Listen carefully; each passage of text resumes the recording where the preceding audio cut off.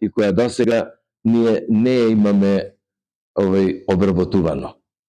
Мобилност битова во овие последните 26-7 години секогаш во секоја прилика бара начин да ја анимира јавноста и да ја анимира средината и сите за лицата со телесни недостатоци, телесен инвалидитет, истото да се збогати нивниот начин и прифаќање на средината.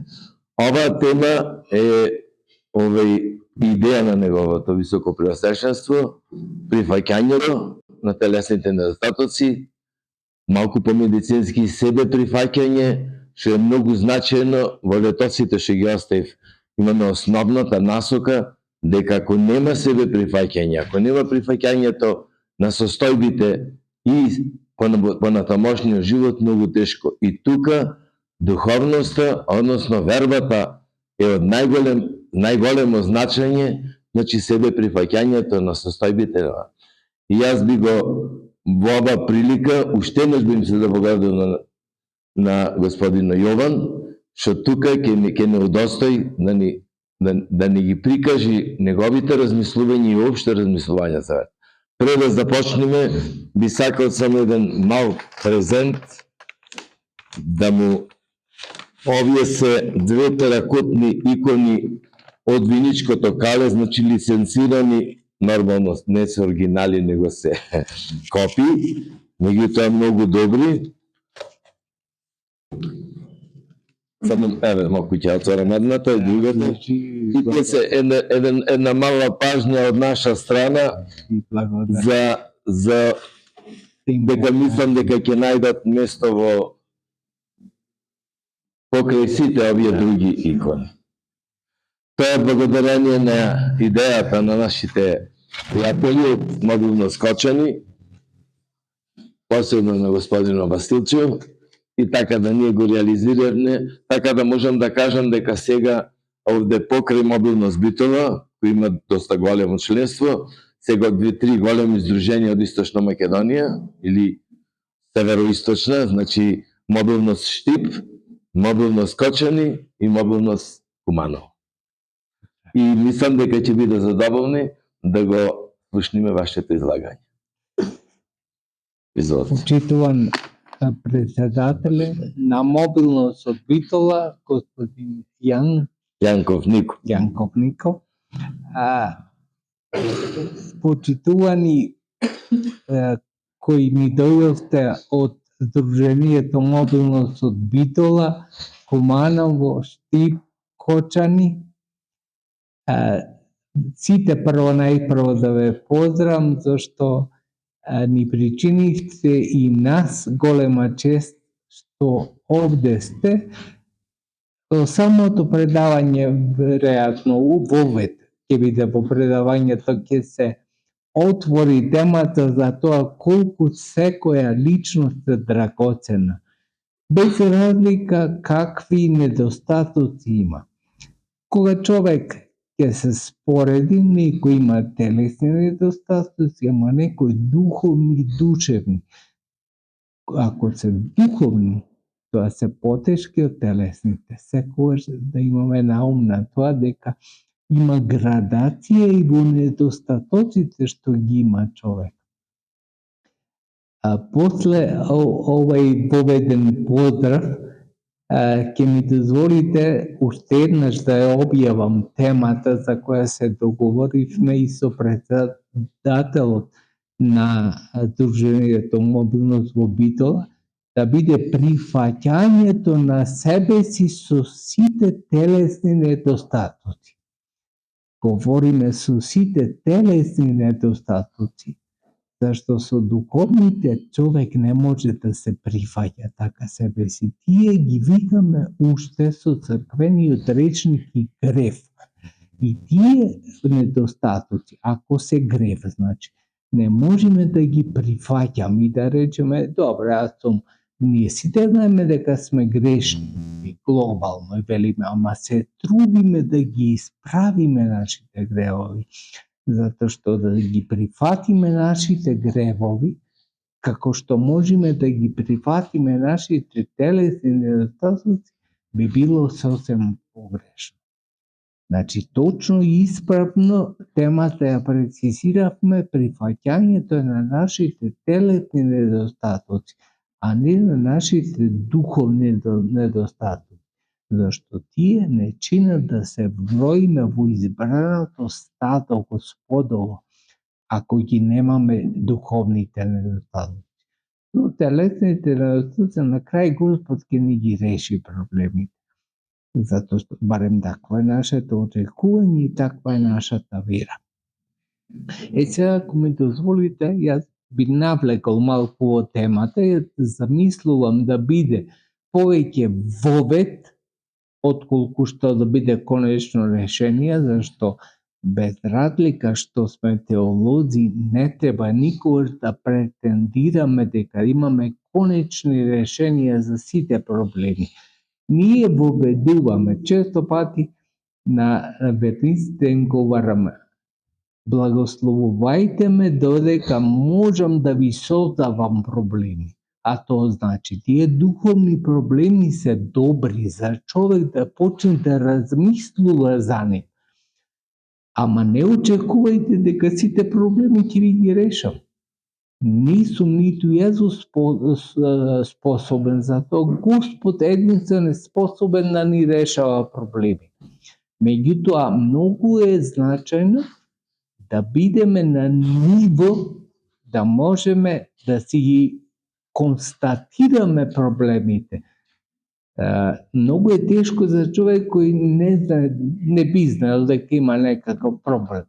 Да кажеме, дури и телесен, долго време може да се влече. Јас мојата болест ја добив многу касно, после 50-та година. И не знаев дека имам телесна болест и ќе живеам како, да рече човек, здрав човек. А си го носам со себе. Мислите дека таа влезе еднаш болеста во мене во 50 годишна и повеќе годишна возраст? Таа си ја носи човек и еднаш си се активира. Дека некој се активира порано, кај некој подоцна, и ги носиме тие телесни недостатоци што ги имаме. Овој разговор кој очекувам, значи да продолжи како разговор, како еден вид соопштение за тоа какви проблеми ни носи нашата телесна немоќ. И еден со друг. Тоа е соборниот начин на црквата. Црквата не е индивидуална постановка. Еден човек и јас сум владика, може би највисок чин имам, ама не сум во позиција да командувам само. Туку треба да го сослушам народот, што проблеми има, да се најде некое меѓурастојание меѓу сите нас. Тоа го викаме соборност, некако во црквата, да сите учествуваме во радоста нечија, ама и сите учествуваме, или да учествуваме во болката на другиот. Тоа значи личносен начин на живот. Значи, ние како личности во себе можеме да носиме многу. Не сме само индивидуи. Индивидуа е западен збор кој значи единка. Ма ние не сме само единки. Во нас, во секој од нас има многу личности, зависи колку е широк човекот. Некој носи една личност, некој само роднините ги носи, некој семејството го носи, некој може да носи многу повеќе. А Христос, нашиот Бог и Спасител, го носи целиот свет во себе. Затоа секогаш да имаме на ум дека кога имаме болка, кога имаме некоја невозможна ситуација, свесни секогаш да бидеме дека Христос страда заради тоа. Меѓутоа, зошто? Јас конечно ќе можам да ви одговорам зошто баш кај нас се јавила таа телесна непогода. Една од замислите кои ми доаѓа и можеби искусствено и докажана е за да станеме поискусни во одредена духовна состојба. Затоа што човек што нема болка некаква, или телесен недостаток, или не знае како е тоа. Може симпатија да има, да не се жалува, да не прави. Меѓутоа никош нема да знае како е со таја болка да се живее.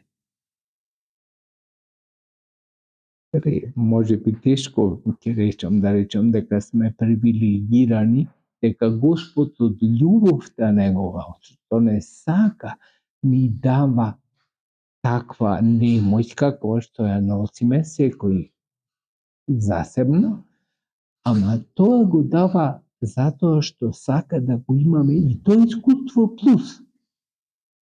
Значи можеш да му кажуваш на некого како е искуство да бидеш инвалид, ама самиот да биде инвалид тогаш ќе знае како е.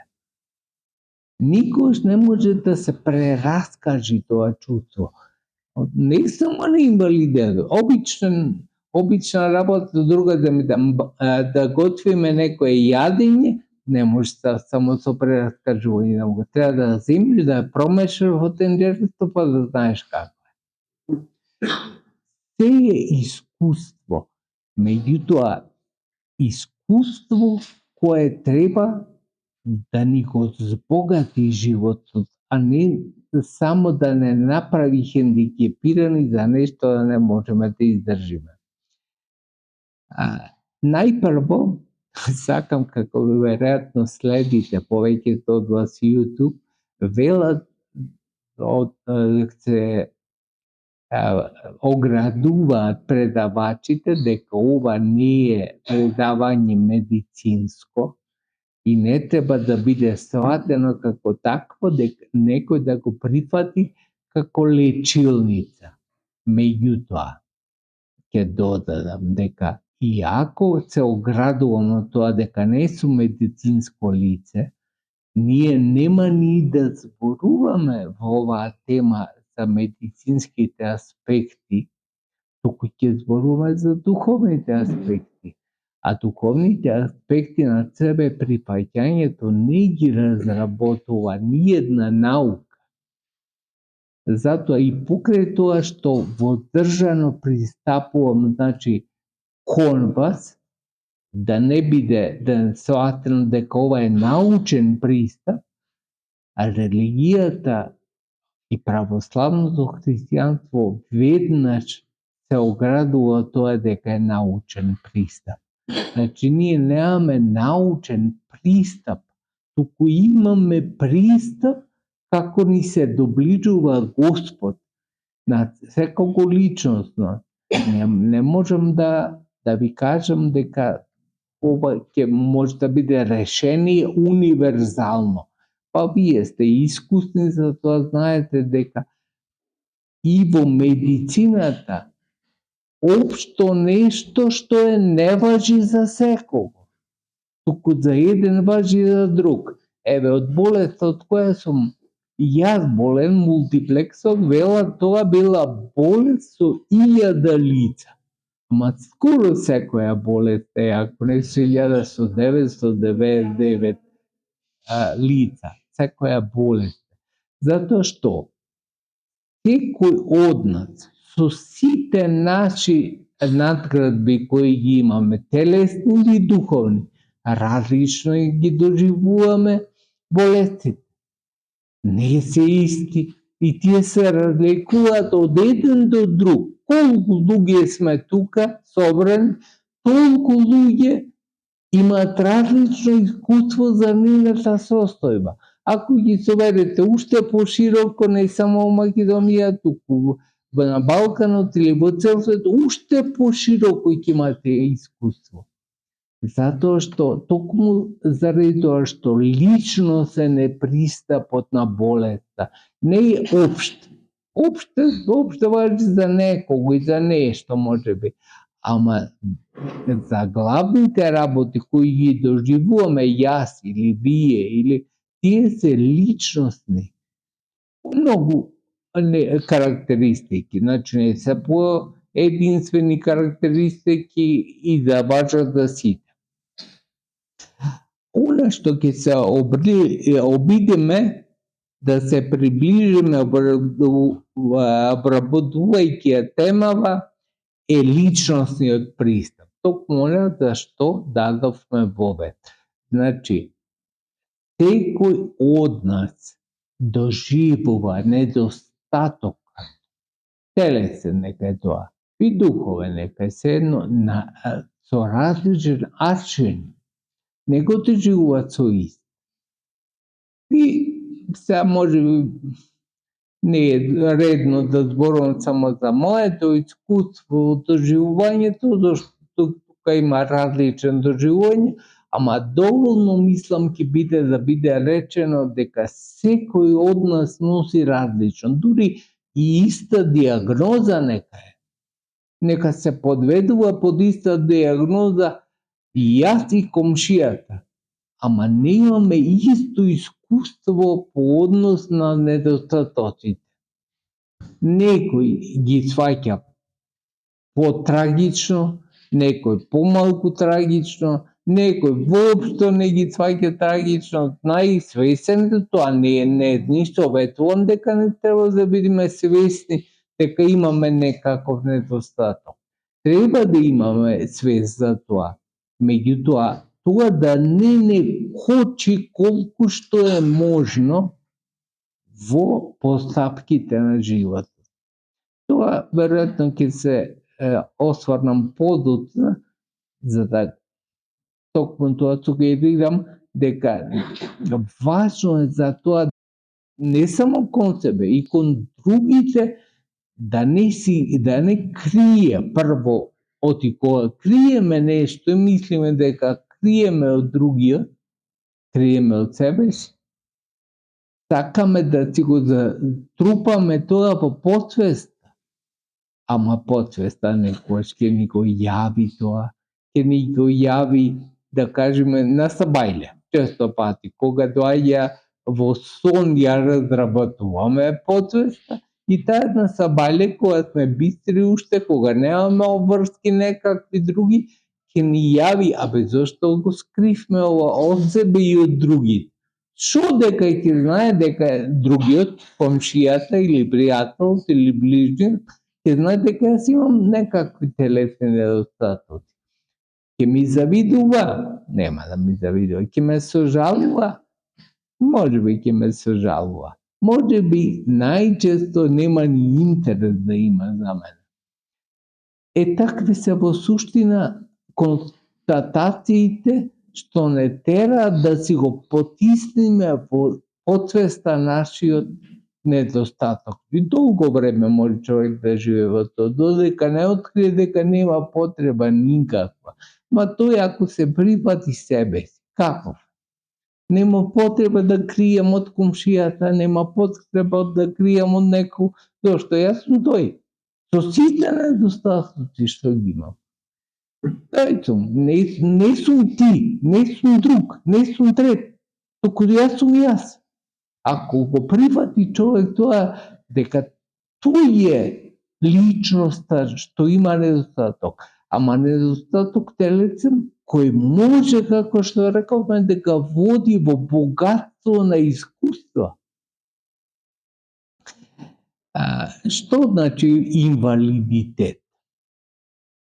Значи некоја нерегуларност или неправилност. Ама која создава таа правилност? Замислете една абстрактна ситуација, ама замислете сите луѓе да се раѓаат со една нога. Ќе биде тоа нормално или ненормално? Ќе бидат тие инвалиди или нема да бидат инвалиди? Ние сметаме дека со една нога што е, некој е инвалид. Ама замислете да се раѓа човек со една нога. Значи, инвалидитетот, како и правото, често пати јас често пати говорам, си мислам сум против правото, не сум против правото, но правото е човечка категорија, не е Божја категорија. Се договориле 20, 30, 5 души, 100 души ги напишат некакво право. Ова е меѓународно право. И сега Израел нема да ви го почитува. тоа меѓународно право или некоја друга држава нема да го почита. Затоа што е творба на човекот, тоа не е од Бога. А ова ви го спомнувам како компарација само за тоа што е неправилно или инвалидно. Дека нема судот за неправилност или инвалидност може да го има само од Бога. Не може да го имаме од луѓето, ама често пати луѓето се договориле, ај ќе ги викаме овие инвалиди. Ќе ги викаме и дури скали направиле за некој болест, има скала од единица до 10 таму колку е инвалидит, колку е има можност да се опораува или не знам. Ама тоа е човечки договор. И затоа секогаш треба да имаме на ум дека она што Бога даде, тоа е вечно. Тоа е за вечна категорија. Ова другото е се променливо. Гледате со правото, па нека е меѓународно право. Кој сака го почитува, кој сака не го почитува, кој сака го изигрува на еден начин, кој сака на друг начин. Ова зашто ви го зборувам само за тоа, за инвалидноста која во суштина е сватена од човечки аспект, не од Божи аспект. Пред Бога нема инвалид. Да знаете, Господ гледа друг карактеристика на човека, ја гледа душата негова. Зашто човек и потполно да исчезне од овој свет, еднаш ќе се јави на после второто Христово доаѓање. Тоа е она што не осмислува, што ни прави, што ни дава сила. Биле тоа инвалиди, биле така наречени здрави луѓе. Зашто мене бар тешко ми е да поверувам дека има потполно здрави. Што значи здрав човек е бесмртен човек, совршен човек. Има таков, сретнале такви луѓе. Нема бесмртни луѓе. Значи не се здрави. Еден заминува порано, друг заминува подоцна. Еден заминува на 50 години, друг заминува на 100 години. Ма што значат уште 50 години во 5 или 6 милиарди колку е стара земја, односно свет. Во 6 милиарди години што значат 50 години, дали некој ќе поживее? Тука што се борат многумина, дај да го растегнеме животот уште малку, да живееме 100 години, што значи тоа? Дека ќе живеат уште 50 години повеќе од колку што нормално може би живееле. Вие знаете дека во различни епохи должината на животот е различен. Се слушале секако за Свети Василий Велики, месиме тоа Василопита или на Василица, тој светител живеел во 4 век. Просечната старост на живот во тоа време е 500 години. Гледате, во 4 век живеат луѓето 50 години. Сега се продолжи. Во Америка слушате и по 100 години е просекот. Ама и 50 да се живее. Името на Свети Василий го живеел толку кратко, се продолжува уште 17 векови. А името на сега некој што живее 100 години нема да му трае ни 2 дена. Тоа е нешто што во суштина мислам треба да го нагласиме секогаш кога зборуваме за инвалидитет. Тоа е правилно, тоа е неправилно. Правилното не им го дава расудувањето на 20 или 30 или они што гребаат 2 прста во собрание и прават закон. Не го прави тоа, туку го прави Господ. Тоа е голема разлика. Дали од Господ го земаме критериумот или го земаме од оние што гребаат 2 прста во собрание.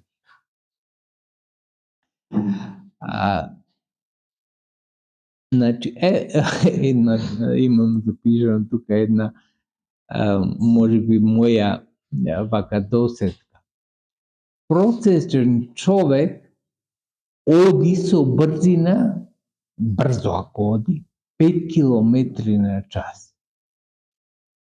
Јас имам мерено дека со сите недостатоци кои имам, одам 1 километар на час. Значи 4 километри на час оди еден prosječan човек повеќе од мене.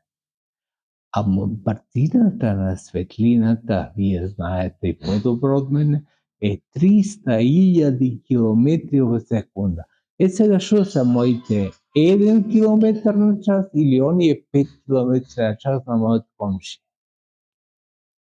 А брзината, мислата, од баба ми го имам научено експеримент. Брзината на мислата поголема од брзината на светлината. Мислата побрзо оди на Марс, од кој што оди еден зрак светлина на Марс. Тука е голема разлика ако влезиме со друг аршин да ја мериме правилност. Значи, ќе мериме со брзина на светлината, имав еден професор по физика.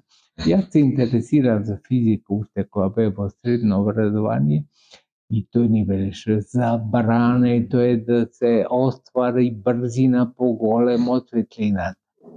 И ние вака со чудење го следевме тој човек. Како може да кој може да полицаец има да забрани брзина која ќе постигнеш поголема од светлината, да речи стоп? Не, туку ми треба години за да разберам дека ништо во оваа створена природа не може да достигне брзина поголема од светлината. Ако достигне брзина поголема од светлината, ќе се распадне. Тоа е огромна брзина, брзината на светлината. Меѓутоа, ова зошто ви го зборувам, за да ги поврзам сите работи, може би изгледат нафрлени вака, ама на крај ќе ги повртиме сите.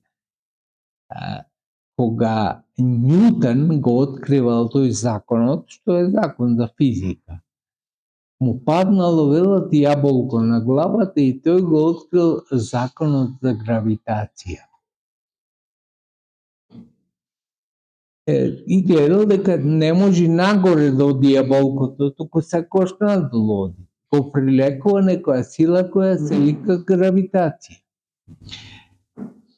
Сега, исто така, во денешнава наука стигнато е да се направат дури експерименти дека брзината на светлината е поголема, може да се надмени преку квантите кои се во атомот и кои секогаш се во дупликат. Значи, квантите, тоа се како една честница минијатурна која не може скоро ни на микроскоп да се види. Тој квант се наоѓа во две состојби. Една е во телото кај мене, а другиот може би да е на Венера, на некоја во друга позиција во Вселената. И тие кванти меѓу себе општат. Не се, значи, велат научите теоретски ова, не можат да го испитат. Може би прават некакви експерименти, ама значи тие кванти, ако едниот се врти кон десно, во позиција на стрелките на часовникот, другиот, што му е дупликат на Марс, се врти во лево. И знаејќи ја позицијата на едниот, ќе знаат позицијата на другиот. Ова сето ви го кажувам дека човекот на некој начин има запис секаде и во неговата телесна позиција и во неговата духовна особена позиција, зашто и духовно кога човек живее има одредени фотони, такви кои се пресликуваат на друго место. И човек, кога прави греф некако, се крие. Ајде да не ме види Господ. Како не ќе го види Господ кога го има дупликат?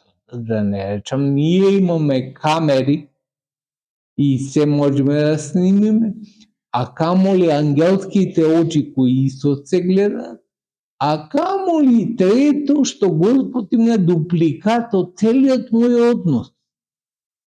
Не се тоа паралелни светови. Веројатно се слушнале за паралелни светови. Не се паралелни светови. Туку не можам ни јас со сигурност тоа да го кажам, ама повеќе го разбирам како некое депо, како некое подрум. Што ти оставаш работи, ама ги имаш, може да ги имаш и на друго место. Така Господ го чува нашиот живот со тоа. Тој може на Марс да ми ја промени клетката во мене и јас да доживеам промената овде на земјата. Може во било кој простор во Вселената. И се слушале во црните дупки дека не може човек ни да влези, а да излези после тоа. Меѓутоа за Господ е се отворено и црните дупки се отворени. Се е отворено, значи се може. Таа духовна категорија мислам дека треба најважно да ја примиме. Таа дава нов облик на постоење. Дека Господ се може. А кој е Господ, кај е Господ?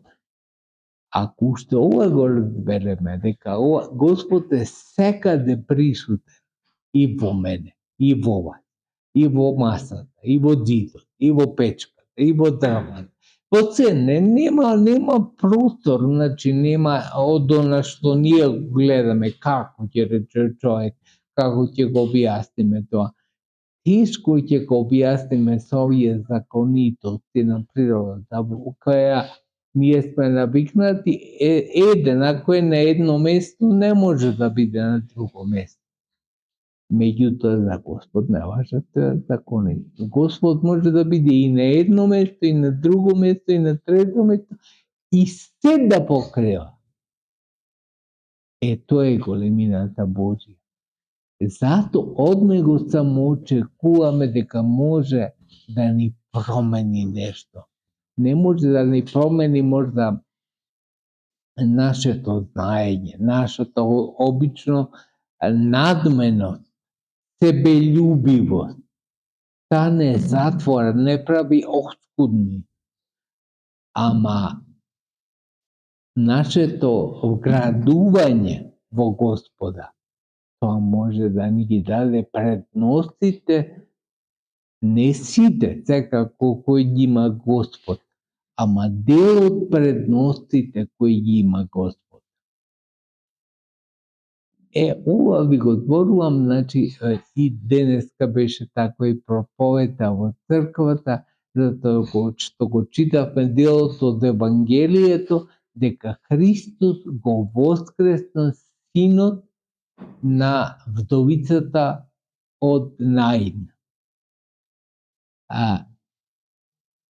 Кој може да воскресне? Ние се чудиме, како инвалиди, кој може да ми го поправи малку животот, полесно нешто ми биде, не знам. А кој може да воскресне човек? Колкава е разликата меѓу инвалидноста и воскресението. Мртов човек да го направи жив.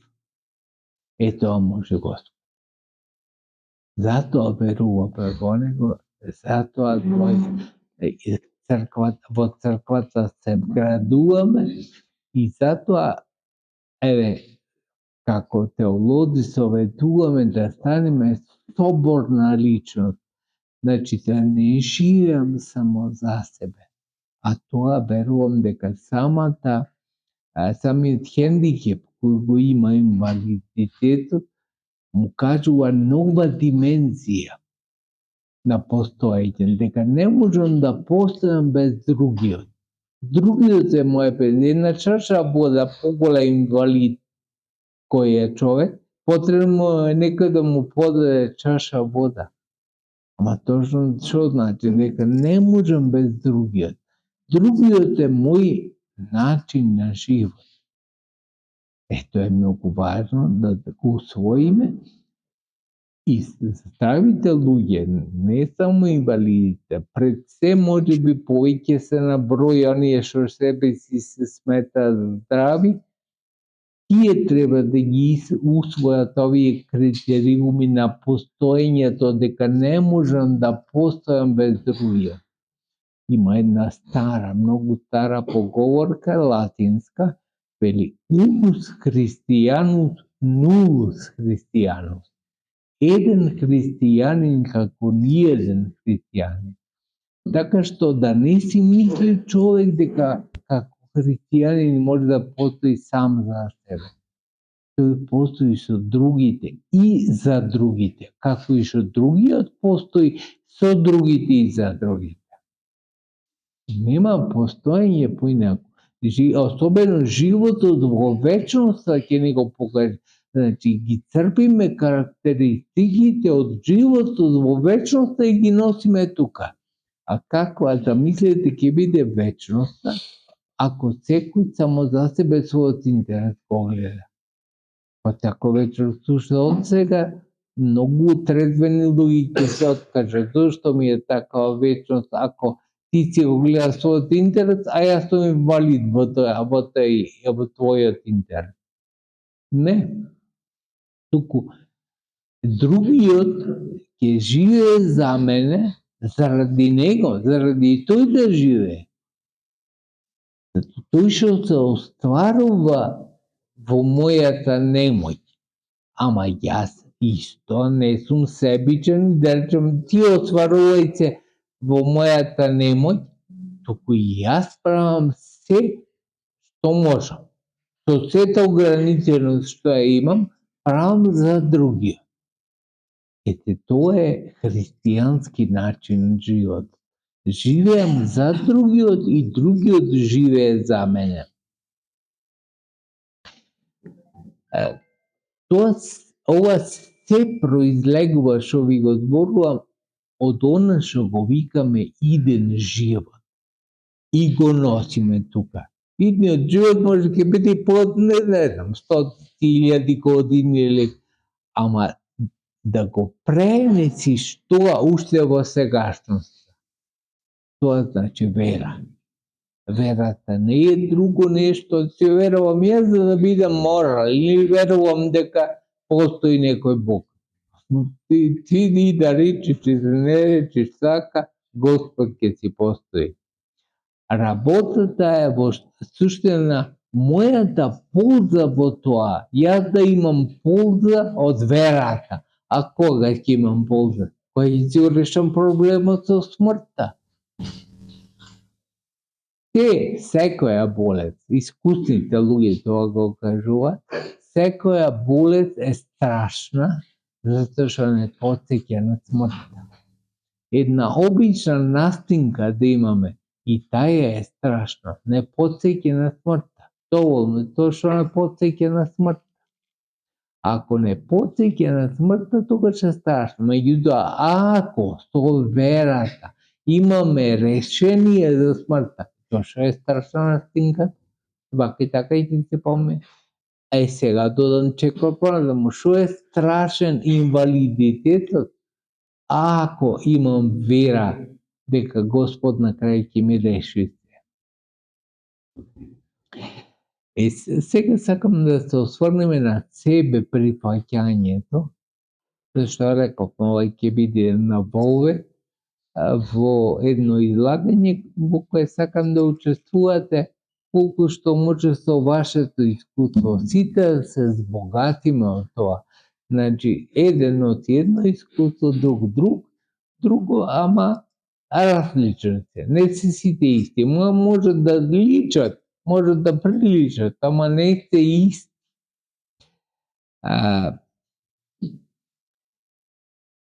Во животот воопшто ништо не е статично. Ние често пати така добиваме нека состојба како да стои нешто. Меѓутоа ништо не стои. Атомите во мене, или во вас, или во околината, во воздухот, немаат пауза. Никогаш, ни дење, ни ноќе, ни лето, ни зима. Ти си се врт. Ако е така, тогаш нема статично. Ништо не е состојба во која е статично. И таква да ја прифатиме. Не, туку се е динамично. Тоа да кажеме што било пред неколку милиарди години не е сега. Тоа што е било пред неколку илјади години пак не е сега. Ама и она што е сега нема да биде после 1000 години. Се се менува, се се врти. Затоа што така е устроено и фала му на Бога што е така устроено. Ништо нема статично. Ама често пати повеќето луѓе си мислат дека постои статично во природата.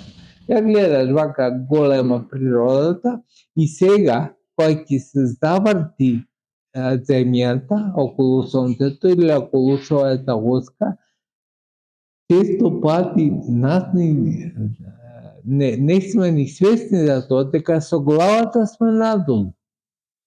Значи, земјата така се врти, тоа друго што земјината тежа не привлекува. Ама со главата можеме да бидеме надолу.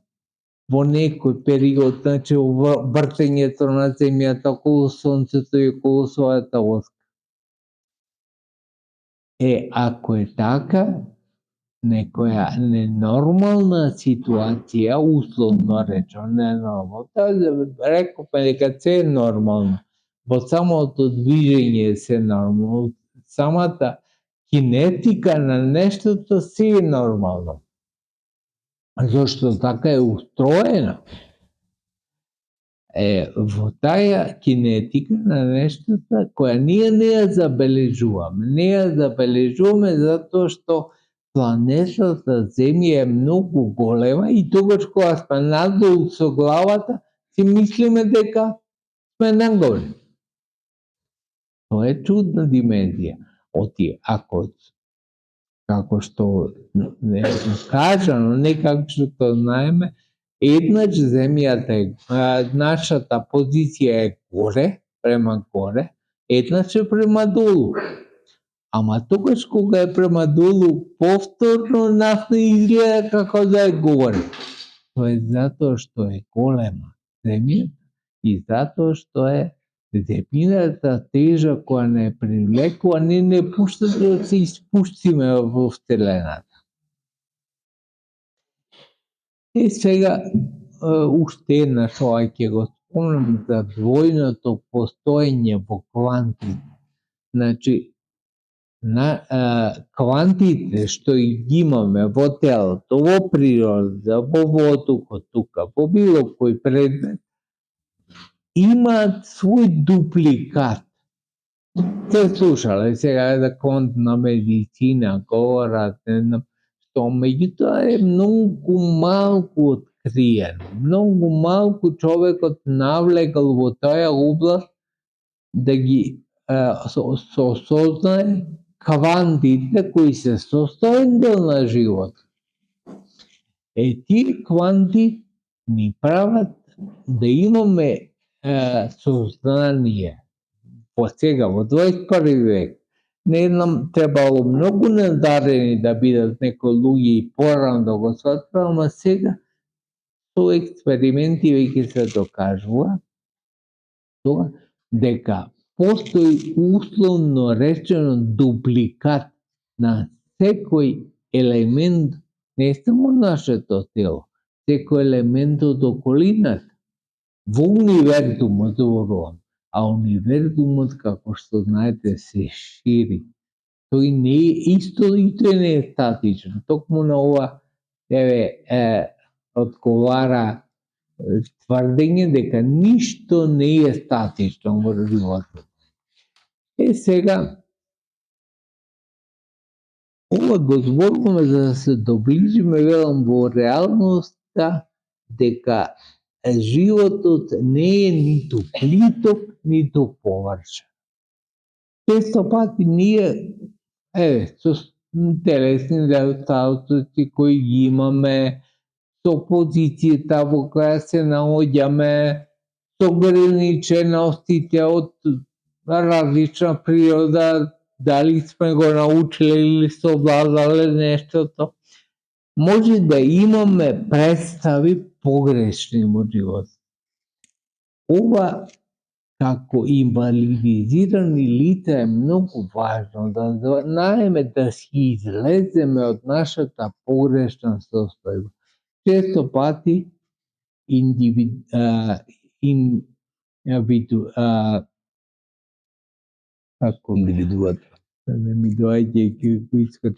индивидуалитетот е поврзан и со душевни категории на депресија.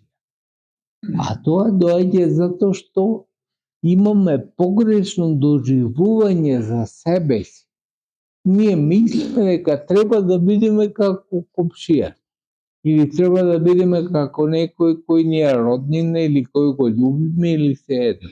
Или тешко ни паѓа што не можеме често пати сами да си завршиме некоја работа и зависни сме од некој. И тоа е причина за депресија. Меѓутоа, ако има човек вера во Бога, а тоа значи да има вера во Бога, кој велиме не декларативно, јас сум верник, туку да живее за Бога, ќе го остави Бог да живее во него. А тоа значи Господ ќе му ги устројува и помислите, и целата негова енергија. Господи, ти живеј во мене и за мене. И тогаш Господ ќе си предиме. Значи, цел проблем е што луѓето не му дозволуваат на Бога да влезе во нивниот живот. А тоа значи си прават преграда. Не му дозволуваме можеби на некој друг, дури и да го љубиме некого, не му дозволуваме, и тоа го нарекуваат интимност. Не му дозволува да влези во него. Ама ако се откаже човекот собствената волја, да му дозволи на Господ да влези во него, ти управи Господи со мене. Сосема друг квалитет се, не значи дека ќе му ги лечи нозете или рацете или не знам друг дел, каде што е инвалид човекот. А може и да му ги лечи. Значи, цела содржина е во себе предавањето, да му се предадат на Господа. Господи, тебе мило ти е, драго ти е што сум јас инвалид. Мило ти е, драго ти е да ме гледаш да куцам или не знам на шта ќе одам. Не ти е мило. Не може да му е мило на Господа, немаме таков Бог што му е мило. Не му е мило ниту на некој од семејството, камоли на Господ. Ама ако тебе не ти е мило, Господи, земи ме од рацете. Има една апотекма која ми има останато така во печаток. Некој човек кога имал тешкоти на песокта, на плажа, да кажеме, не што се движел само по песокта, забележувал траги уште еден како да оди до него човек. И сигурен до тогаш Господ оди до него. Значи 4 нозе како да оделе, а тој само по песок. И по едно време видел само 2 нозе, само 2. И му се обратил на Господа, веле Господи, зошто ме оставаш? Сега ми е тешко. Зошто само 2 нозе? Ми доаѓаат возбуда Господ му вели, па бојте се тие стапалки, зашто ти има плачено на брата. Тоа е Господ наш. Господ знае да не носи, ама тогаш кој ќе му се предадено. Бар целосно му се предаде Господ. Да живее човек за Бога. Не да живее за себе, зашто предходно говоревме колку е безсмислено човек да живее за себе. Ќе живее 100 години што поеќе од и ќе замине, како никош да не постоел. Сакаме вечност, само Господ може да ни ја даде. Сакаме здравје, сакаме живот во таа вечност, само Господ може да ни ја даде. Она е што мислам дека ќе ме разберете искуството кое го носите, маките низ кои врвите, многу полесно го разбираат ова што ви го говорам, отколку човек кој си мисли дека треба да купи куќа, треба да спечали нешто, треба да има кола, треба не знам, и на крај си е заминува од овој живот. Секој ќе заврши, може, велам, ако успее се да заврши. И јас не би сакал повеќе да должам, затоа што дадов во поле. Ако господине Јандев, еве, вие мислите дека нешто треба да се додаде, појдете. А ако не, ако некој има и сака да влезе во дискусија, нека повеќе. Благодарам за извагањето. Мене ми е многу мило и можам да кажем една констатација дека стварно сум импресиониран од господин Јован на неговото длабоко познавање не само на науката и медицината, него и на теологијата, и успеа да направи еден колаж, да речеме, на маса на мисли и зборови кои ќе бидат основа на размислувањето во прифаќањето, односно на себе прифаќањето на состојбите, кој многу пластично ги кажа, и не верувам дека било кој од нас наеднаш ова ќе го, што би рекле народски, ќе се свари, него ќе му треба подолго време да ги разберите. Јас можам да констатирам дека сепак господин Јован искористи многу од неговите инженерски способности, бидејќи тој е градежен инженер, меѓутоа и многу добар теолог, и спојувајќи ги овие, дава една насока во основата, во летоко на задната страна пиши дека себе прифаќањето е фундаментално за лицата со инвалидност или со телесни недостатоци, да ги прифатат во духовна смисла. Ние пред неколку дена и го имавме дефилето на Широксокот, како смисол поетскиот збор кој го изедначува сите луѓе, нема таму ни луѓе што помалку се вредни или се инвалиди или не се инвалиди, и тие се вознесуваат, што се вели, значи нивните идеи одат нагоре и ги изедначува дека тие се многу посилни. Значи верата и верувањето е поголемо и посилно да се постигнат цели што наизглед не се возможни. Меѓутоа, се е возможно, што би рекол господин Јован, Господ поможува, и значи за сите начини секој си единка, меѓутоа ние сме сплотени заедно. Значи, мораме да го прифатиме дека ние заеднички треба да делуваме. Сите, односно, како вие што рековте, не можеме еден без друг, значи заедно сме. И во живото, и во болката, и во инвалидноста, во смртта, значи во сите, она сме заедно одиме. И јас мислам дека има многу човек да дискутира. Ако некој мисли, ја мислам дека пожелно е некој да кажи барем некое свое размислување или ние ќе дајме едно свое видување, господин Јован веќе даде свое видување, за среќа го снимаме и ќе можеме да го репродуцираме, Оти би рекол, се што разговараме и се што кажуваме, понекогаш треба да се навраќаме, да видиме. А она импресија стварно ми остана за квантната теорија, точно е, таа науката е били чиста енергија и дека има дуализам, како и во верата и во ова, дека негде постои другото и ние го гледаме. Видите колку филмо има. Најимпресивно е последно што го гледав е со за гравот. Вели рече кога стапнува нема ништо тука. Да, тоа е чекорече на верата и најна се отвори пат.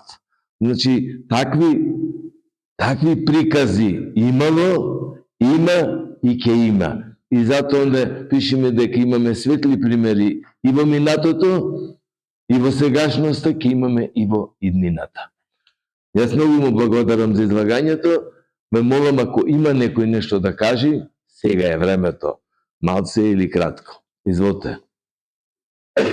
Ајде. Представи се да...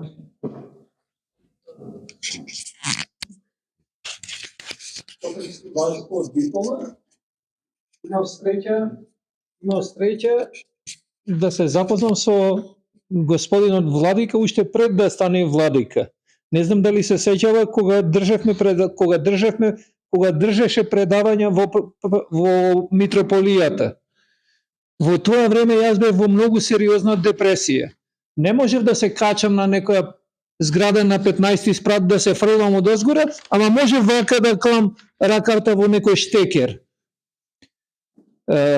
Зошто ми помогна православната црква? Дружејќи се со дечките, научив дека мојот живот не е моја собственост, па да си го одземам. Па си рекол, како ќе клаиш кога не е твој? Дружејќи се со дечките, ми се отвори она што рече духовноста во мене и вербата дека и си се ценев. Почна да си се ценам и потоа си рекол вака сумот. Па како да си го одземам животот кога моето медицинско искуство ќе им помогне на илјадници после мене што ќе има сличниот проблем, бидејќи имав операција во главата. И сега луѓе велат, ама тебе ти помагат. Па ќе ми помагат, викам. Оти кој знае колку души сега се здрави со моето искуство. Ме разбирате? И мајка ми велеше стално, како можеш ти така да збориш за хендикепот твој, за болеста твоја? Мори, мамо, јас не ја украдив болеста, моја е. Ми ја дал некој. Од кои причини? Не знам, меѓутоа некој ми ја дал. Не ја украдив па да се срамам? Тоа беше само толку. Многу сум благодарен што имавме прилика да си потврдам некои сознанија и убаво што направивте врска меѓу науката и религијата. Затоа што ако беше само едното или само другото, ќе беше свопарно многу. Благодарам многу.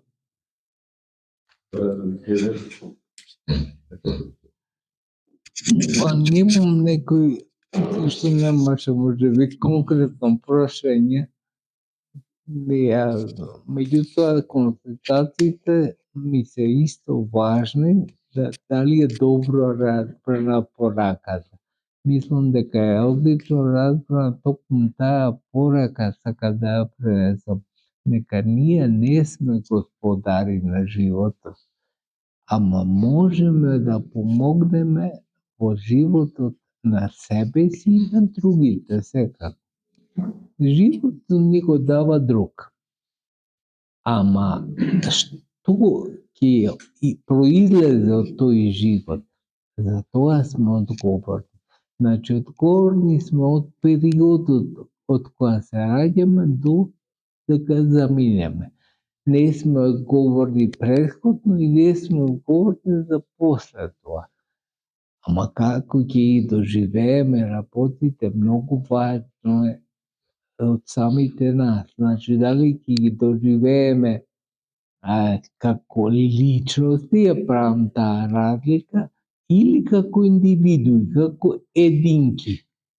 Не е исто, иако постои едно замешателство дека личност и индивидуа е исто.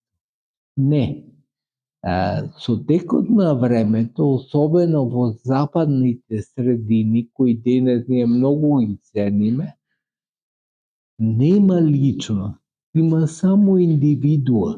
И ние на крај го копираме тој тој речник, и тоа сознание воопшто. Индивидуа значи единка, ама ние постоиме како единки, а лично значи собрание од многу единки. Значи постоиме како собрание во кое се собираат и други. Може да биде една уште, може да биде уште две личности, може да биде цел свет. Некој може цел свет да го прегрне како Господ. Господ го прегрнува цел свет да ги расшири рацете на крстот за да не прегрне сите. Ама тоа е разлика голема од поставувањето во тоа, нашето поставување, центрирање воопшто. Дали го доживуваме светот како единки, на кој им нема помош, ако се разволат, ако стигнат во состојба во која сме ние, или евентуално среќа може да имаат да некоја добра личност, роднина или пријател да ни помогне, или пак го разбираат светот како личност во која се собираат многу единки. И сите да го доживуваат животот како одговорни за другиот, не само за себе, другиот да го доживува животот како одговорен за мене, а не јас сам да си видам. Има една исто повторно се сеќам една убава апофтегма. Прашал еден човек која е разликата меѓу рајот и пеколот. И го однесо ангелот, дојди да видиш каков е пеколот. Многу убава трпеза, наместена со различни јадења, меѓутоа лажи си долги. Да не може, врзани за раката, да не може да си настрпиш и да каснеш од јадењето. И гледа, човекот вели, а рајот вели каков е? Го однесол во друга просторија. Ангелот и исто потполно се наместена со најубави јадења и врзани исто лажици долги за раката. Што е разликата, вели човекот, меѓу рајот и пеколот? Разликата е во луѓето, што овие ја земат лажицата и ги радат другите. А овие не можат сами да се донесат устата. Тоа е големата разлика која треба да разбереме. Тоа е разлика меѓу рај и пекол. Што живееме за другите, постоиме за другите. Ако човек ја свари таа лекција, сосема поинаку ќе го живее живот. Може да се надопълня. Да. Век ни разговарахме. И рамките, кажувам за другарот кој што не сака да излезе. На тој начин, значи, ама јас имам скали дома. Па добро, од општина даваат сега моментално средства да се изгради рампа. Ама не можам да станам. Па добро, ќе те седниме во инвалидска количка, ќе те излезим. Не, јас не сакам, мене ми е убаво 13 години дома затворен. Не знам, мислам, јас ја имаме истата диагноза, јас имам мултиплекс и тој, а начинот на живот ни е каде. Значи, тој 13 години нема излезен од дом. А моето прифаќање на болеста, јас мислам дека немам проблеми јас со болеста, туку болест има проблем со мене. Се извинувам вака што го кажувам тоа. Да. Тоа е главната тема за која зборувам. Многу е важно човек да узе не само индивидуално се само прифати. Тој сум јас и туку. Средината околу да го прифати, а тоа значи и оние кои се во нашата околина да имаат исто или сличен ментален склоп, да го живеат животот како вера во Бога, оти колку што е важно за луѓето што имаат некој хендикеп, како живеат животот како вера во Бога, така е важно и за околината. Оти мислите тие што се околуна немаат депресивни проблеми, па зошто мене ми се служи за да погледам овој човек со сите тешкоти и мани што ги има. Сакам да речем, и ниши ми е тешко. И тие можат да стигнат до размислувања тешки. Меѓутоа, затоа и за нив и за сите е овој начин препорачлив за живот. Живот како личност. Живеам за другиот. Ако другиот е мој живот, право Господ е секако мој живот, ама ако и другиот е мој живот, тоа што сум поинаку, ќе ги поставам работите во живот. И еве што ни вели Билјана, нема да ги постави така. Ето е многу тешко. И полесни состојби да ги има телесни, ако самиот си прави дополнителни проблеми, неподносливо ќе му биде теретот на болест. Е многу битно како го доживуваме, затоа ова мислам дека добра тема беше и докторот ја одобри и се согласи дружението. Многу е важно само прифаќањето. Само прифаќањето, повторно ќе нагласам на што почеток го спомнав, на телесните недостатоци, не на духовните. Духовните недостатоци, ако човек се согласи, паѓа во грех. И тоа е многу полошен состојба од да има телесни недостатоци. Поведете.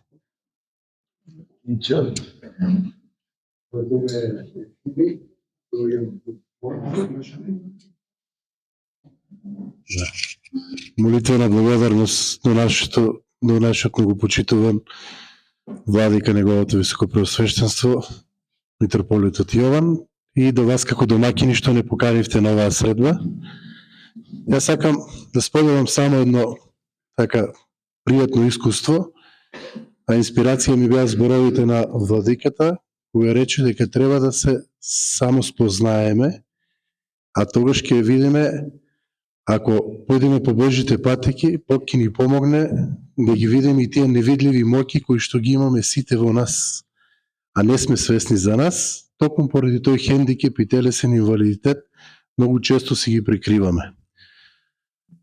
Кога по Божја промисла го спознав Бога и тргнав да му служам со професијата која што имам, инаку служиме на Бога, благодарение на Него организираме поклонички патувања во светата земја, во Русија, во Света Гора, насекаде во православниот свет. И докторот знае дека можеби со хендикепот кој што го имаме невозможно тоа да се прави. 10 дена не само за себе да се крижиш, туку да носиш на плеки уште 50 луѓе со тебе, тоа без Бог не може. И јас кога го осознав тоа, го сватив тоа како една награда, дека доколку се посветам на тие луѓе, да ги носиме по тој Христов пат, дека тој цело време ќе ме носи и мене.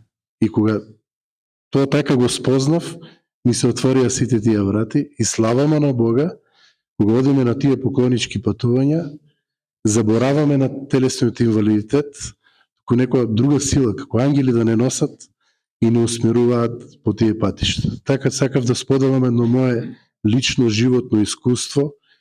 Еве веќе 20 на години тоа го правиме и славаме на Бога. Тој однос што го љубовта што ја даваме на ближниот, помагајќи му по тој пат, Бог не наградува многу повеќе. Благодариме за оваа средба и едно искуство и убави зборови слушнавме од вас. Многу почитувам владико. Ви благодарам и вас, што го делите вашето искуство, секогаш е многу важно за сите.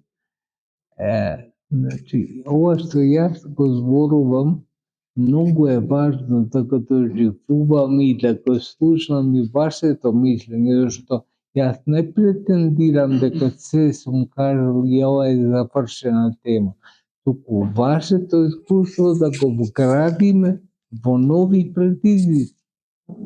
И затоа се многу важни сите мислења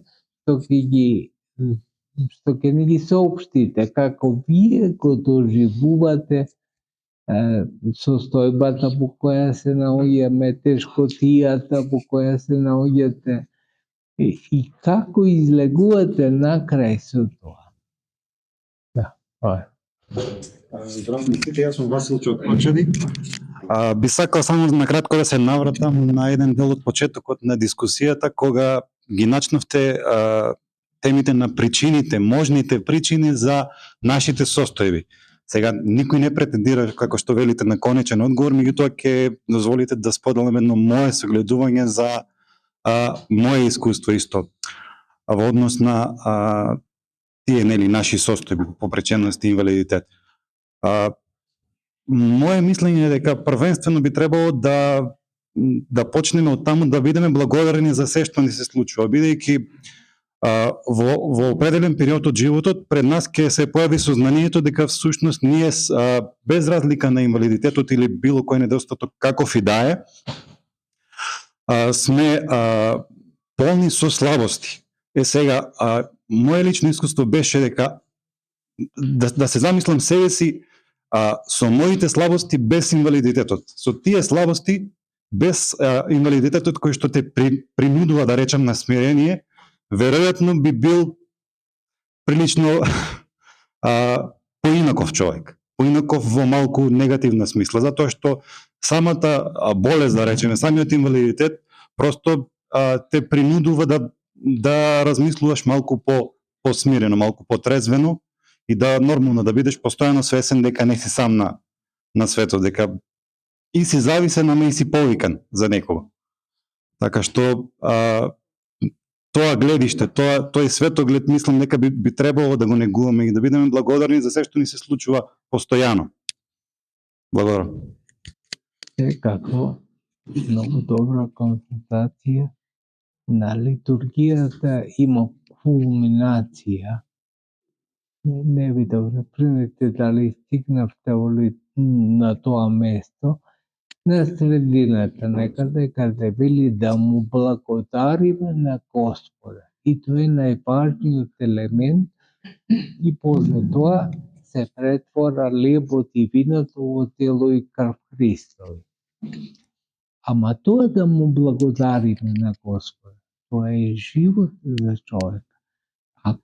Ако стигне човек да благодари за се, и за добро и за лошо.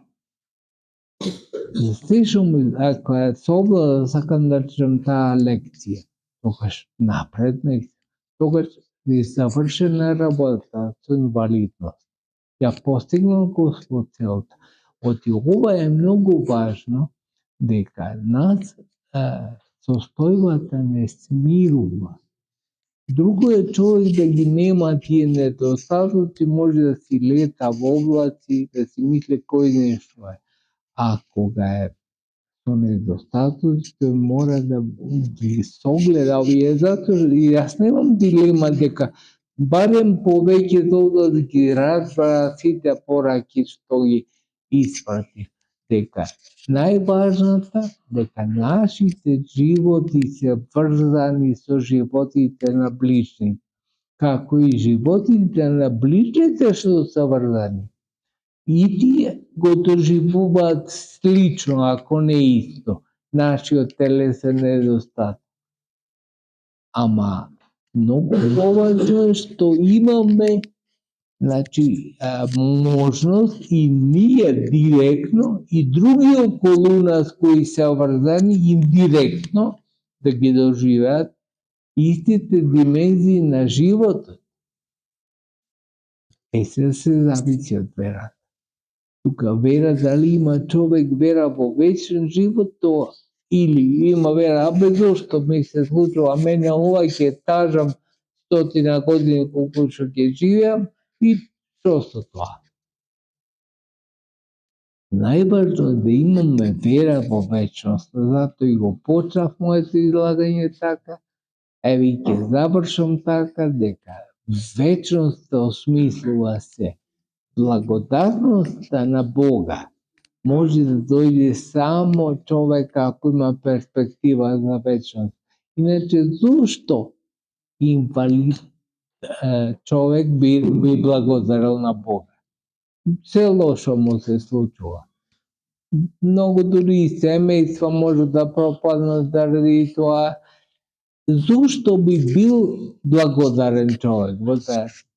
Ма верата е сосема поинаква категорија и таа прави да биде човек благодарен.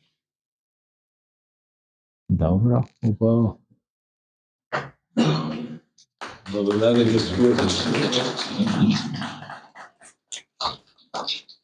И ви благодариме што припаднеште домаќи на нашата средба тука покрај ова и мислам дека ќе биде еден најдезен начин, еден патакос во промени или модалитети на размислување на сите лица со телесни недостатоци во општото ова за кое денес се собравме прифаќањето на состојбата, односно дека невиновноста, меѓутоа тоа значи дека се отвора нов видик, нов пат во нешто. Јас уште еднаш благодарам. Јас сите сега би ја повикал на трпеза да седиме позади на место на масата. Кој има потреба до тоалета да оди и се приспособен колку што можехме. Сега имате рампи и да тоалетата таму има, кој не може поинаку. Значи за него кратко време, за 5 минути, 10 ако треба, би се нале трпеза. И благодарам и вас.